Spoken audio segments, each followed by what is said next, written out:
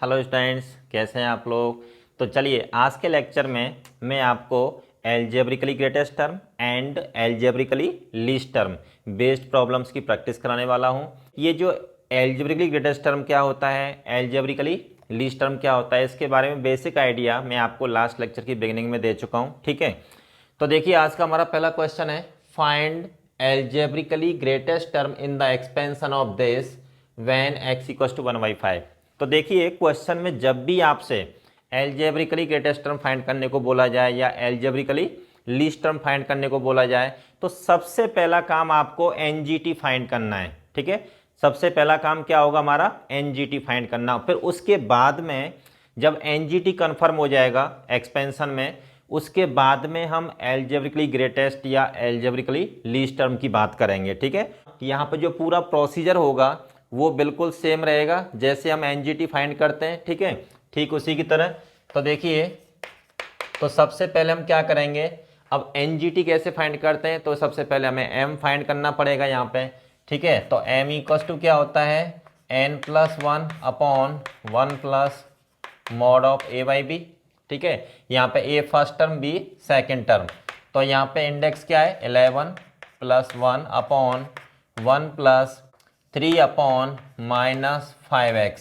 यहाँ पे 5x कितना हो जाएगा, देखिए यहाँ पे x इक्वल्स टू दे रखा है 1/5, तो this implies 5x equals to what, 1 ना। ठीक है, तो 1 पुट कर देंगे तो यहाँ पे -1 हो जाएगा, लेकिन मॉड्यूलस उस माइनस को ख़त्म कर देगा यहाँ से। So this equals to 12 upon 1 + 3। ठीक है, तो ये हो जाएगा 12 डिवाइड बाई 4 इक्वल्स टू 3। तो ये क्या आ रहा है आपका, इंटीजर। ठीक है, तो m की वैल्यू यहाँ पे क्या आ रही है, इंटीजर आ रही है। तो इस केस में दो एनजीटी एग्जिस्ट करेंगे, कौन से, tm एंड tm+1। ठीक है, सो tm and tm+1 that is t3 and t4 will B 2 NGTs in the given expansion।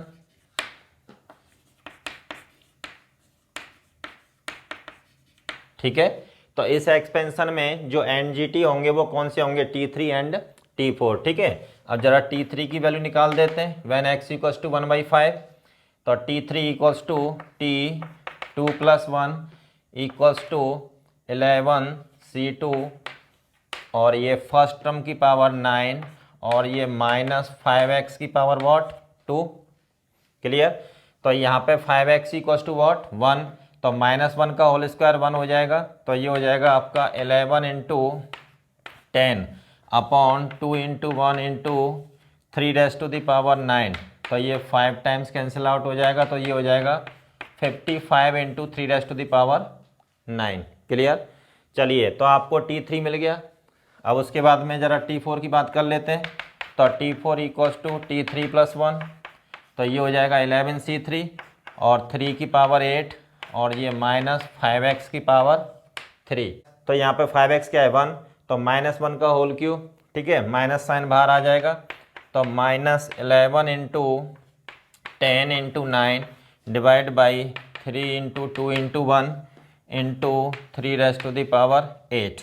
Clear, अब यहाँ पे देखिए इससे ये 3 टाइम्स कैंसिल आउट हो जाएगा, इससे ये 5 टाइम्स, तो क्या आ जाएगा, -55 × 3 की पावर 8 और एक 3 की पावर 1, तो ये क्या हो जाएगा आपका 3⁻⁹। ठीक है, clearly mod of T3 equals to mod of T4। ठीक है, सो T3 equals to T4 numerically. ठीक है, तो न्यूमेरिकली क्या होंगे, ये दोनों इक्वल हो जाएंगे। यहाँ पे T3 तो आ रहा है पॉजिटिव, ठीक है, और T4 आ रहा है आपका नेगेटिव। अब दोनों क्या है, एनजीटी है, न्यूमेरिकली ग्रेटेस्ट टर्म है। अच्छा, तो इसका मतलब क्या हुआ, अगर हम एल्जेब्रिकली बात करें तो ये तो एल्जेब्रिकली ग्रेटेस्ट टर्म हो जाएगा। इस एक्सपेंशन में एल्जेब्रिकली ग्रेटेस्ट टर्म कौन सा होगा, दिस वन, और एल्जेब्रिकली लीस्ट क्या हो जाएगा यहाँ पे, दिस वन, क्योंकि ये नेगेटिव साइन है यहाँ पे।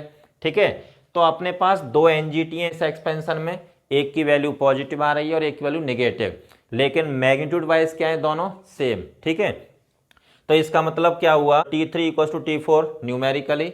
अब देखो यहां पे here T3 will be algebraically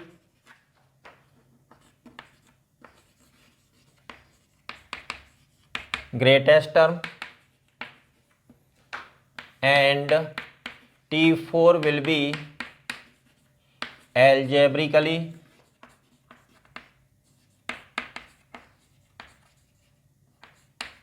least term।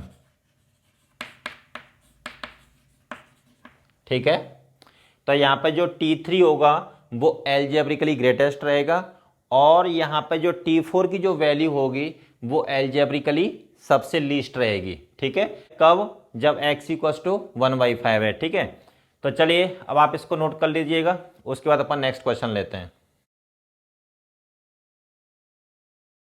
देखिए अब हमारा नेक्स्ट क्वेश्चन क्या कह रहा है, find the algebraically greatest term in the expansion of a minus 2x raised to the power 9 when a equals to 1 x equals to 1/4। ठीक है, तो इस एक्सपेंशन में हमें एल्जेब्रिकली ग्रेटेस्ट टर्म फाइंड करना है। ठीक है, तो सबसे पहला काम हमारा क्या होगा, न्यूमेरिकली ग्रेटेस्ट टर्म फाइंड करना। ठीक है, तो उसके लिए तो यहाँ पे पहले हम m फाइंड करेंगे, तो m equals to 1 plus mod of a by b, ये फॉर्मूला अप्लाई करेंगे यहाँ पे। तो n कितना है यहाँ पे 9 प्लस 1 अपॉन 1 प्लस ये वाला a, तो यहाँ पे ये a ही है फर्स्ट टर्म और सेकंड टर्म कितना है -2x। ठीक है, तो this equals to 10 upon 1 plus, अब a की वैल्यू पुट करो 1 और यहाँ से 2x कितना हो जाएगा -1/2, तो ये ऊपर चला जाएगा, तो 10 अपॉन ये हो जाएगा आपका 3। ठीक है, तो 3 होल 1/3, तो यहाँ पे दिस नॉट एन इंटीजर, मतलब m की वैल्यू यहाँ पे इंटीजर नहीं आ रही है। तो इस केस में now box m equals to what 3 whole 1/3, तो बॉक्स क्या कर देगा इसको, मतलब ये क्या है, ग्रेटेस्ट इंटीजर फंक्शन। ठीक है, here t box m plus 1 equals to T3 plus 1 that is T4 will be the only NGT in the given expansion. ठीक है, तो इस एक्सपेंशन में यहाँ पे सिर्फ एक ही NGT होगा, वो कौन सा होगा, T4। ठीक है ना, तो जरा इसकी वैल्यू फाइंड करते हैं। तो T4 इक्वल्स टू हो जाएगा आपका, तो this equals to 9c3 NCR first term की पावर इन दोनों का डिफरेंस 6, सेकेंड टर्म -2x की पावर 3। ठीक है, तो ये हो जाएगा आपका 9c3, a की वैल्यू क्या है यहाँ पे 1 और -2x, तो ये हो जाएगा आपका -1/2 का होल क्यूब, तो ये हो जाएगा -9c3 इंटू 1/8। ठीक है, और यहाँ पे ये कैसा आ रहा है, नेगेटिव, तो एक एनजीटी एग्जिस्ट कर रहा है इस एक्सपेंशन में और वो भी कैसा आ रहा है, नेगेटिव। इसका मतलब क्या हुआ, so here T4 is the algebraically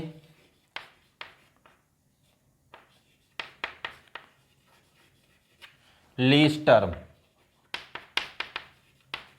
ठीक है, तो यहाँ पे न्यूमेरिकली ग्रेटेस्ट टर्म है अपना, उसकी वैल्यू कैसी आ रही है, नेगेटिव आ रही है यहाँ पे, तो ये कैसा हो जाएगा, एल्जेब्रिकली लीस्ट टर्म हो जाएगा। ठीक है, लेकिन हमसे क्या फाइंड करने को बोला गया है, एल्जेब्रिकली ग्रेटेस्ट टर्म। ठीक है, तो इस केस में हम क्या करेंगे, यहाँ पे T4 तो नेगेटिव आ रहा है, तो अब हम क्या करेंगे, तो T4 के आजू बाजू में कौन से टर्म्स होंगे, T3 एंड T5, तो उन दोनों की वैल्यू फाइंड करेंगे। अब उन दोनों को फिर हम क्या करेंगे, कंपेयर करेंगे, कौन सा बड़ा है कौन सा छोटा है। ठीक है, तो जो बड़ा होगा वही हमारा एल्जेब्रिकली ग्रेटेस्ट टर्म होगा। ठीक है, तो देखिए, तो T3 equals to T2 plus 1 equals to तो ये हो जाएगा आपका 9c2, ठीक है, a की पावर 7 और माइनस 2x की पावर क्या 2 हो जाएगा यहाँ पे, ठीक है। तो ये हो जाएगा आपका 9c2, a की वैल्यू यहाँ पे 1 है और ये हो जाएगा आपका -1/2 का होल स्क्वायर इक्वल टू 1/4, ठीक है। तो 9c2 इंटू 1/4 पॉजिटिव आ रहा है। तो चलिए T5 भी फाइंड कर लेते हैं। तो T5 इक्वल्स टू कितना हो जाएगा, T4 + 1 इक्वल्स टू 9c4 और यहाँ पे फर्स्ट टर्म की पावर 5, सेकेंड टर्म -2x की पावर 4, ठीक है ना। ए तो 1 है यहाँ पे, तो ये हो जाएगा आपका 9c4 इंटू -1/2 की power 4, clear. So this equals to 9c4 into 1/16, ठीक है। तो ये हो जाएगा आपका 9 into 8 into 7 into 6 upon 4 into 3 into 2 into 1 into 1/16, clear. तो देखिए 4 2 जा 8, इसको कैंसिल आउट कर देते हैं और यहाँ से 3 2 जा 6 और 2 से ये 8 टाइम्स कैंसिल आउट हो जाएगा। तो फाइनली यहाँ पे बचेगा 63/8, क्लियर। अब देखो ये तो 8 से भी छोटा है, ठीक है, और ये नंबर क्या है 9, तो यहाँ पे कौन से टर्म की वैल्यू ग्रेटर होगी, यहाँ पे T3 की, क्लियर।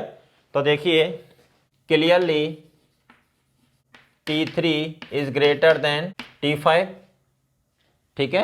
तो यहाँ पे जो थर्ड टर्म है उसकी वैल्यू क्या है, फिफ्थ टर्म से ग्रेटर है। सो T3 is the algebraically greatest term in the given expansion,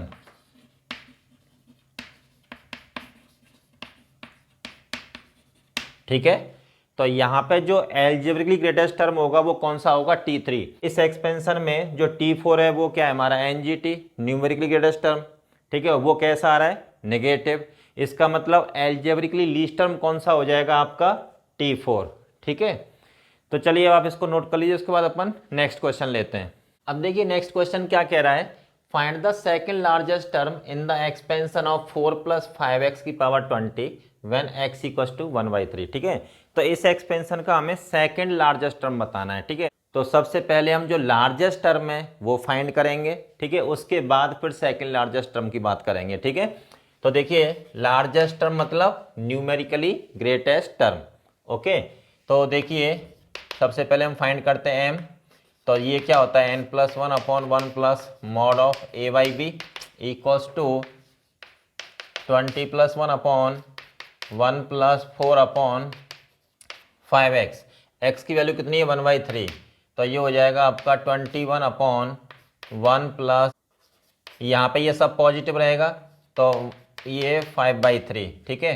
तो दिस इक्वल्स टू 21 अपॉन 1 + 12/5, तो ये 21 इंटू 5 डिवाइड बाई 17, ठीक है। तो 105 divide by 17 which is not an integer, ठीक है। 6 होल 3/17 नॉट एन इंटीजर। तो यहाँ पे ये इंटीजर नहीं आ रहा है, तो अब क्या करेंगे m इंटीजर वैल्यू फाइंड करेंगे। तो 6 होल 3/17 इक्वल्स टू कितना देगा यहाँ पे 6, ठीक है। So t box m +1 equals to t 6 + 1 equals to t7 is the only NGT in the given expansion, ठीक है। और दूसरी बात ये है कि यहाँ पे जैसे हम T7 फाइंड करेंगे तो ये हो जाएगा आपका T6 + 1 20C6 फर्स्ट टर्म की पावर, इन दोनों का डिफरेंस, सेकेंड टर्म 5x की पावर 6 इक्वल्स टू 20C6 4 की पावर 14 और ये हो जाएगा आपका 5/3 की पावर 6 और ये कैसा आ रहा है पॉजिटिव आ रहा है, ठीक है। तो एक NGT है उसमें वो भी पॉजिटिव आ रहा है, तो ये एल्जेब्रिकली क्या हो गया, ग्रेटेस्ट टर्म हो गया। ठीक है, अब हमें क्या फाइंड करना है, सेकंड लार्जेस्ट टर्म। ठीक है, तो अब क्या करेंगे उसके लिए, T7 के जो आजू बाजू के टर्म्स हैं ना, T8 एंड T6, उन दोनों की वैल्यू फाइंड करेंगे, फिर उनको अपन कंपेयर करेंगे, फिर पता लगाएंगे कि कौन सा टर्म बड़ा है। ठीक है, तो जो टर्म बड़ा होगा उनमें वही क्या हो जाएगा, उस एक्सपेंशन का सेकंड लार्जेस्ट टर्म। ठीक है, T6 equal to T5 plus 1 equals to ये हो जाएगा आपका 20C5 फर्स्ट टर्म 4⁻15 और ये 5x की पावर 5, तो ये हो जाएगा 20C5 4⁻15 और ये हो जाएगा आपका 5/3 की पावर 5, ये ऐसा आ रहा है। अब उसके बाद में अपन क्या करना है, T8 निकालना है, तो ये कितना हो जाएगा T7 प्लस 1। ठीक है, सो दिस इक्वल्स टू 20C7 और यहाँ पे 4⁻, इन दोनों का डिफरेंस 13 और 5x की पावर कितना हो जाएगा 7। सो दिस इक्वल्स टू 20C7 4⁻13 और यहाँ पे 5/3 की पावर 7। क्लियर, चलिए अब इनको कंपेयर करते हैं अपन।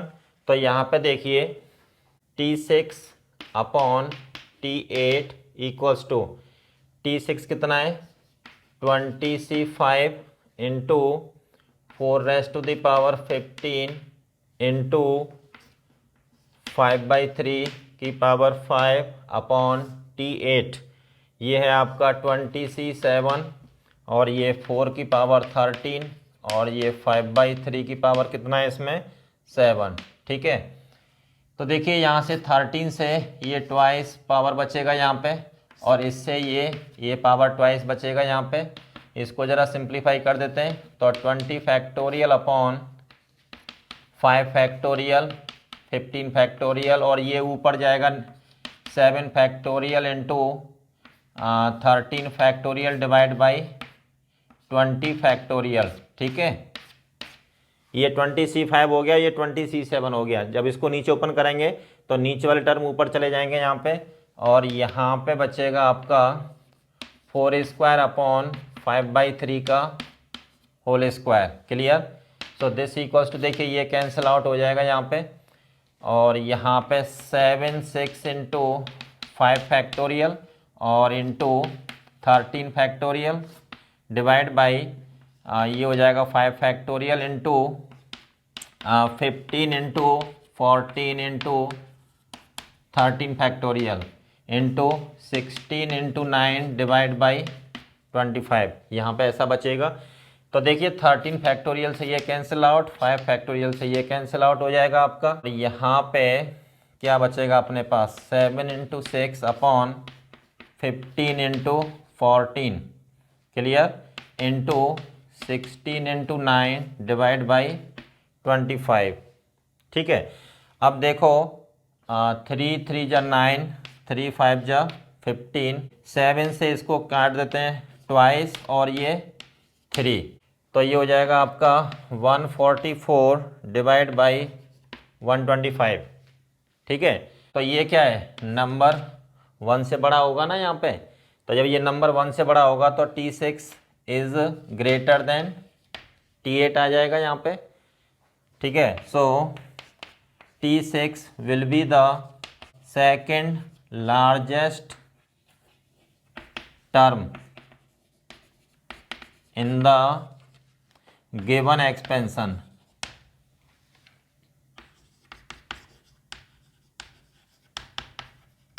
ठीक है, तो सेकंड लार्जेस्ट टर्म कौन सा रहेगा यहाँ पे, T6। ठीक है, और जो सबसे लार्जेस्ट टर्म है वो कौन सा है आपका, T7। ओके, चलिए अब आप इसको नोट कर लीजिए, उसके बाद अपन नेक्स्ट क्वेश्चन लेते हैं।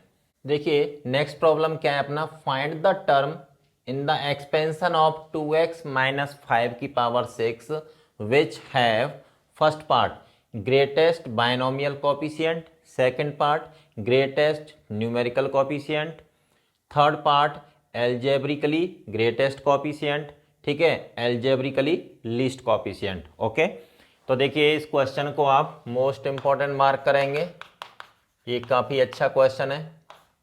ठीक है, चलिए 1 बाई 1 सबको डिस्कस कर लेते हैं। तो अपने पास एक्सपेंशन है 2x माइनस 5 की पावर 6। अब जैसे फर्स्ट पार्ट में क्या कह रहा है, ग्रेटेस्ट बाइनोमियल कोएफिशिएंट। इस एक्सपेंशन में वो टर्म जिसका बाइनोमियल कोएफिशिएंट क्या होगा, ग्रेटेस्ट। ठीक है, अब देखिए we know that in a given binomial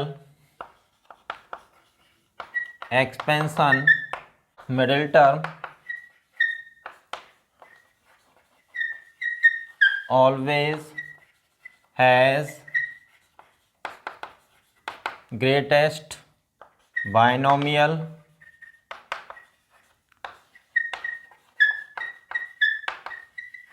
coefficient. ठीक है, तो किसी भी एक्सपेंशन में मिडिल टर्म का जो बाइनोमियल कोएफिशिएंट होता है वो सबसे ग्रेटेस्ट होता है। ठीक है, चलिए तो वो टर्म बताना है यहाँ पे। तो देखिए मिडिल टर्म निकालते हैं, कौन सा होगा। तो मिडिल टर्म इक्वल्स टू 6/2 प्लस 1th टर्म इक्वल्स टू कौन सा हो जाएगा आपका, 4th टर्म। ठीक है, hence T4 will have greatest binomial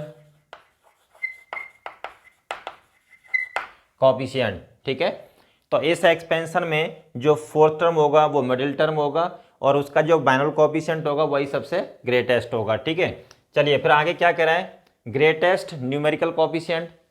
तो जब ग्रेटेस्ट न्यूमेरिकल कोएफिशिएंट की बात हो रही है तो सबसे पहले हम न्यूमेरिकली ग्रेटेस्ट टर्म फाइंड करेंगे। क्या फाइंड करेंगे, न्यूमेरिकली ग्रेटेस्ट टर्म। ठीक है, तो उसका जो कोएफिशिएंट होगा वही क्या होगा, न्यूमेरिकली ग्रेटेस्ट कोएफिशिएंट। ठीक है, तो देखिए सेकंड पार्ट में हियर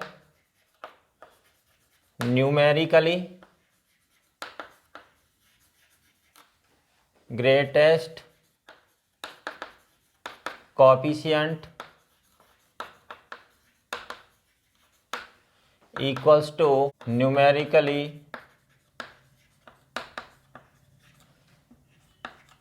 greatest term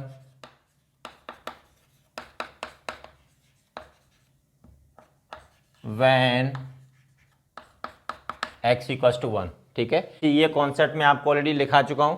ठीक है, तो किसी एक्सपेंशन में जो न्यूमेरिकली ग्रेटेस्ट कोएफिशिएंट होगा वो किसके इक्वल होगा, न्यूमेरिकली ग्रेटेस्ट टर्म के, व्हेन x इक्वल्स टू 1। ठीक है, तो यहाँ पे देखिएगा नाउ अब जरा न्यूमेरिकली ग्रेटेस्ट टर्म पता करते हैं।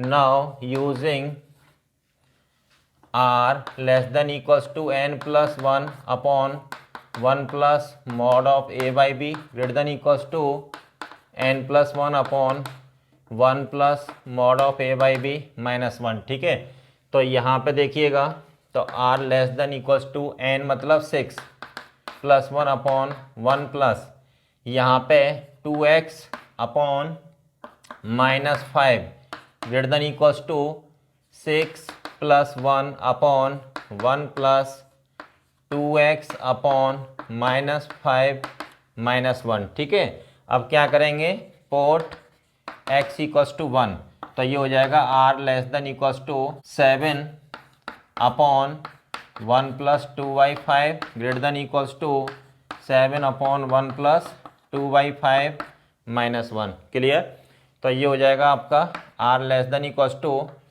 35 डिवाइड बाई 7 और ग्रेटर देन इक्वल्स टू यहाँ पे कितना हो जाएगा आपका 35 डिवाइड बाई 7 माइनस 1। ठीक है, तो r is less than equals to 5, तो यहाँ पे 28/7 बनेगा, तो this greater than equals to 4। यहाँ पे साथ ही साथ r क्या होता है, इंटीजर। सो r की दो वैल्यू पॉसिबल है 4, 5। Clear, so here t4 plus 1 and t5 plus 1, that is t5 and t6 will be two NGTs in the given expansion ठीक है। इस एक्सपेंशन में हमारे T5 एंड T6 दो NGT होंगे। चलिए अब यहाँ पे देखो T5 की वैल्यू निकाल देते हैं। यहाँ पे T5 इक्वल्स टू ये हो जाएगा आपका T4 + 1 equals to 6C4 first term 2x की पावर 2 और सेकेंड टर्म -5 की पावर 4। ठीक है, तो यहाँ पे x तो 1 है, तो ये हो जाएगा आपका 6C2 लिख देता हूँ यहाँ पे NCR equals to NC n-r 6C2 into 4 into 5⁴ okay. तो ये हो जाएगा आपका 60 इंटू 5⁴ इसकी वैल्यू ये आ जाएगी। चलो यहाँ पे T6 फाइंड कर लेते हैं। तो देखिए T6 equals to T5 + 1 equals to 6C5 into 2x दोनों का डिफरेंस 1 और यहाँ पे -5 की पावर 5 ओके। तो ये हो जाएगा आपका 6C1 इंटू 2 और यहाँ पे नेगेटिव साइन आ जाएगा बाहर। ठीक है, into 5⁵ this equals to -12 into 5⁵। अब देखो इसको भी अपन क्या लिख सकते हैं 12 इंटू 5, तो यहाँ पे कर देते हैं अपन 12 इंटू 5⁵। ठीक है, तो clearly T5 mod of T5 equals to mod of T6। यहाँ पे दो NGT हैं, एक जो पॉजिटिव वैल्यू दे रहा है और एक नेगेटिव वैल्यू दे रहा है, लेकिन एब्सोल्यूट वैल्यू तो दोनों की इक्वल होगी ना यहाँ पे। ठीक है, अच्छा तो यहाँ पे देखिएगा T5 जो होगा वो कैसा होगा, एल्जेब्रिकली ग्रेटेस्ट टर्म होगा, और जो T6 होगा वो कैसा होगा, एल्जेब्रिकली लीस्ट टर्म होगा इस एक्सपेंशन में। ठीक है, when x equals to 1 okay. हमसे क्या कह रहा है, एल्जेब्रिकली ग्रेटेस्ट कोएफिशिएंट, हमें वो टर्म बताना है जिसका कोएफिशिएंट कैसा है, एल्जेब्रिकली ग्रेटेस्ट है। तो देखिए clearly T5 has algebraically greatest term. ठीक है, T5 has algebraically greatest term and T6 has algebraically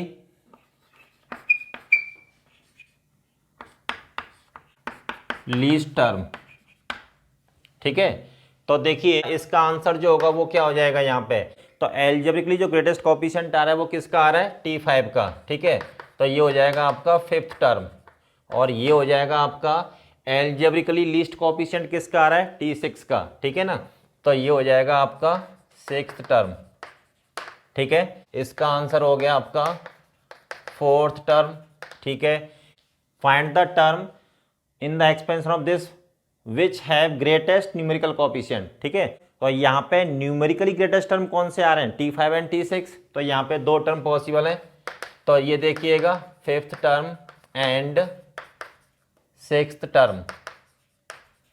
ठीक है, तो फाइनली ये हमारे चारों पार्ट्स के आंसर हो गए। ठीक है, तो चलिए अब आप इसको नोट कर लीजिए, उसके बाद अपन नेक्स्ट क्वेश्चन लेते हैं। देखिए नेक्स्ट क्वेश्चन क्या है हमारा, for which positive value of x is the fourth term in the expansion of 5 + 3x की power 10 is the greatest. Okay, तो क्वेश्चन में यहाँ पे क्लियरली स्पेसिफाइड है कि इस एक्सपेंशन में जो फोर्थ टर्म है वही सबसे ग्रेटेस्ट है। ठीक है, तो देखिए here we are given that T4 is the only NGT in the given expansion। ठीक है, so R less than equals to n+1 upon, यहाँ पे इक्वलिटी साइन अपन यूज नहीं करेंगे। ठीक है, क्योंकि क्वेश्चन में क्लियरली स्पेसिफाइड है कि fourth term is the only greatest term, तो n+1 upon 1 plus mod of a/b greater than n+1 upon 1 plus mod of a/b -1। ठीक है, अब n क्या है यहाँ पे 10। ओके, और r क्या हो जाएगा, यहाँ पे T3 + 1 लिख देंगे ना इसको, T3 + 1। तो ये हो जाएगा 3 less then 10 + 1 upon 1 plus mod of 5/3x greater than 10 + 1 upon 1 plus mod of 5/3x - 1। Clear. तो चलो अब यहाँ पे क्या करते हैं, दिस एंड दिस, इसको दो पार्ट्स में डिवाइड कर देते हैं। ठीक है, तो जब इस पार्ट को अपन कंसीडर करेंगे तो ये हो जाएगा 11 अपॉन 1 प्लस, अब देखिए यहाँ पे x पॉजिटिव है, x is greater than 0, so mod x equals to x। Clear. तो यहाँ पे देखिए 11 upon 1 plus 5/3x - 1 less than 3 and 3 less than 11 upon 1 plus 5/3x, ऐसा लिख सकते हैं। तो चलिए इसको 1 को इधर ट्रांसफ़र करते हैं तो ये 4 हो जाएगा।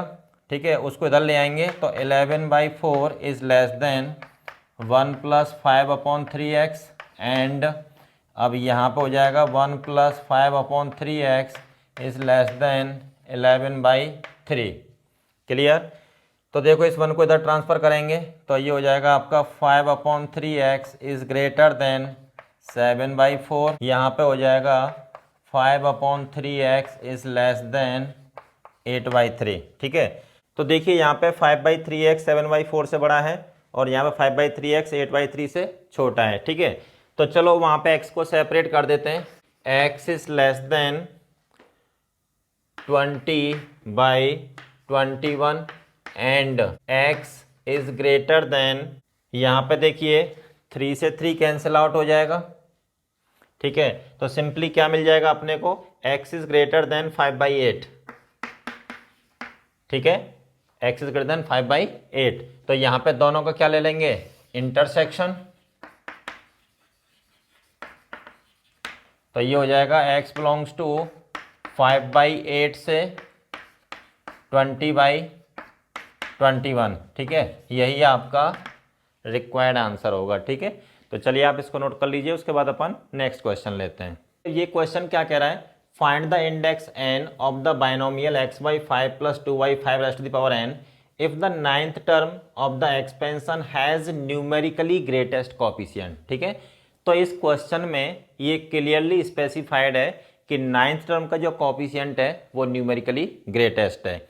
मतलब आप ये कह सकते हैं कि ninth term is the only greatest term in this expansion. ठीक है, तो देखिए in this expansion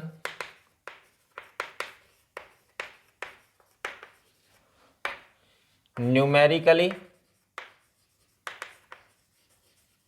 greatest coefficient equals to numerically greatest term